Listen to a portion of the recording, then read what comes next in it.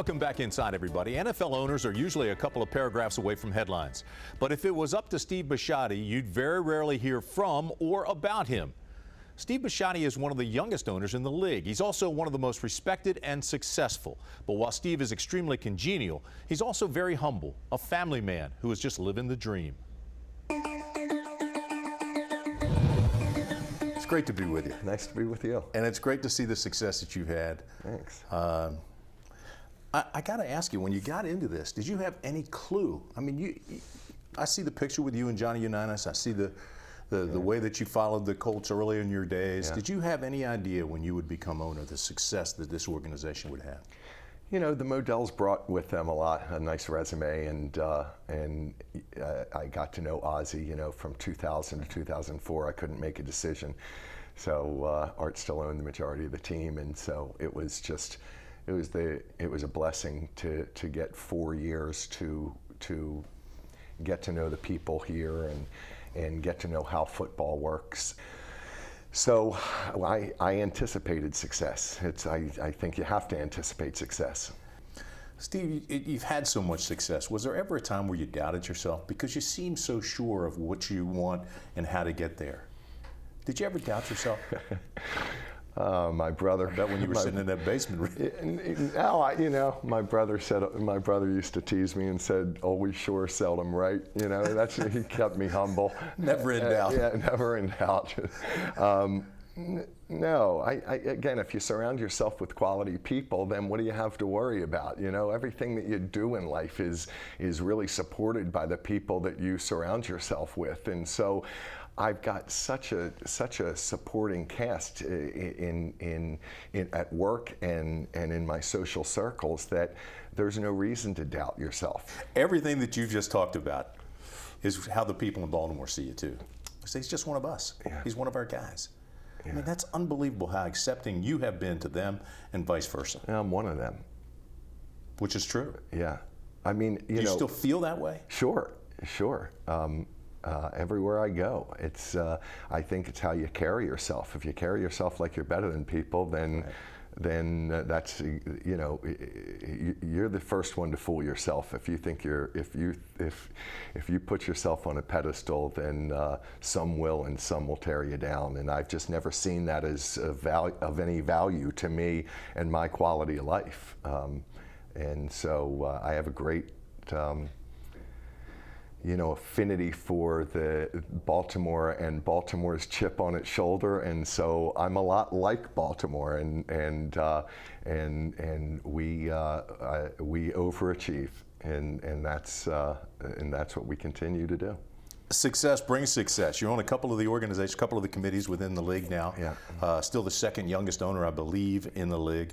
But your success. Snyder didn't pass me yet. He didn't get older than me. He's working on it. He's working on it.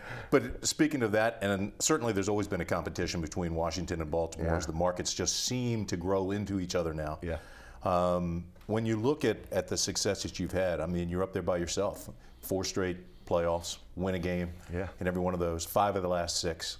As you said earlier on, the Super Bowl championship. I mean, this has been one heck of a run. Yeah, it has been, and I don't see any end in sight. I think that we know what we're doing, and we've got great institutional knowledge here. Do you laugh when people say the Ravens have gotten so old? Because if you look at your roster, I mean, it's silly. It ain't that old. And besides that, you have kind of reloaded behind everybody. I know. Look at our starters on defense. I mean, when you look at the oldest to the youngest defenses in the league, I think it spans about 2.5 years. If I sat down Ed and Ray and played 2 22-year-olds, we would probably be the youngest team. So if we thought it was in our best interest to run out the youngest defense, then we'd tell Ray and Ed to sit down, right? That would make a lot of sense. Another guy who is always in headlines and who you think still has a huge upside, and I'm with you there, Joe Flacco. I mean, there's a young kid that just keeps going. Yeah. Doesn't listen to what's going on. He's the guy on the team. Yeah. Well, you know, when Joe wins a couple Super Bowls, then everybody's going to say it's his calmness, you know, until he does. It's his calmness that stops him from being there. Joe is of a certain personality that you don't see him in the locker room and you don't see him in the huddle, and he's going to be one of the greats. We really believe that. He's ready to go. I think that, you know, we're in the fat of his career right now. You know, the guys like Peyton Manning, who, you know, not many of these guys get to do what Tom Brady did, and that was get forced in when Bledsoe got hurt and win when he was young. And there's only a few of them like that. So this is the time. Most of the guys like Eli and Aaron Rodgers, you know, the ones that are winning, they cut their teeth in the first few years and then they take ownership of the team, and we really believe that's happening. You know what I love, Steve? You mentioned the Super Bowl and all the playoff wins. And when you listen to you, it's almost like you're still building what you think is going to be a winner. We are, yeah. And that's the thing, that, you know, the whole window closing thing, again, it all goes back to Ed and Ray. And, you know, it would break my heart to win the year after they retire. I mean, they deserve it. They are the face of our team. And I want, you know, last year was excruciating. It always is when you come real close. But when you see guys like that, Ed's never gotten one, and Ray deserves a second. So to put a ring on their hands would mean more to Baltimore than putting the trophy in our trophy case.